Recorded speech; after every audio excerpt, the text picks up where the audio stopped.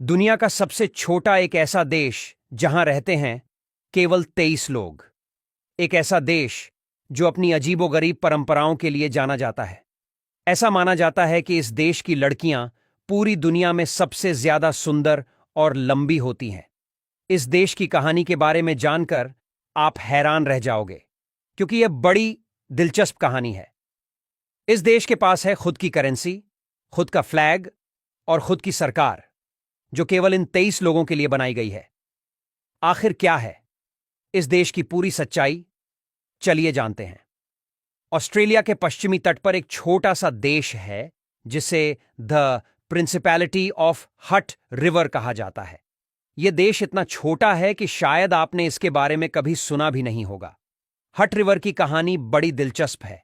यह कहानी शुरू होती है 1970 में, जब एक किसान लियोनार्ड कैसली ने ऑस्ट्रेलिया सरकार से नाराज होकर अपनी जमीन को अलग देश घोषित कर दिया।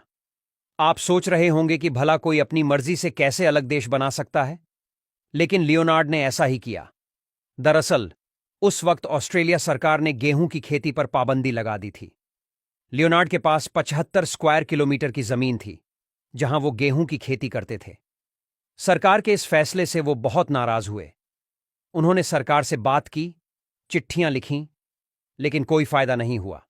आखिरकार उन्होंने एक अनोखा फैसला लिया, अपनी जमीन को ही अलग देश घोषित कर दिया। लियोनार्ड ने खुद को प्रिंस लियोनार्ड घोषित किया और अपने इस नए देश का नाम रखा द प्रिंसिपैलिटी ऑफ हट रिवर। उन्होंने अपना अलग झंडा बनाया, अपनी करेंसी छापी और यहां तक कि पासपोर्ट भी जारी करने लगे। हट रिवर में जिंदगी कैसी है, यह सवाल तो हर किसी के मन में आएगा। जब आप किसी ऐसे देश के बारे में सुनते हैं जहां सिर्फ 23 लोग रहते हैं, तो कल्पना करना मुश्किल हो जाता है कि वहां की जिंदगी कैसी होगी। लेकिन हट रिवर में रहने वाले लोग अपनी इस छोटी सी दुनिया में खुश हैं। यहां के लोग ज्यादातर खेतीबाड़ी करते हैं। गेहूं, जौ और मटर की खेती यहां की मुख्य आमदनी का जरिया है। लेकिन इसके अलावा यहां का सबसे बड़ा धंधा है पर्यटन। जी हां, दुनिया भर से लोग इस छोटे से देश को देखने आते हैं। यहां आप प्रिंस लियोनार्ड के पुराने कपड़े, उनके द्वारा लिखी गई चिट्ठियां और यहां तक कि उनकी पुरानी कार भी देख सकते हैं।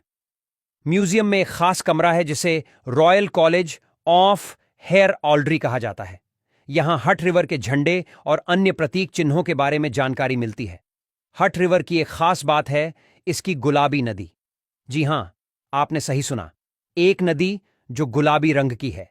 इस नदी का नाम है हट रिवर, जिसके नाम पर ही इस देश का नाम रखा गया है।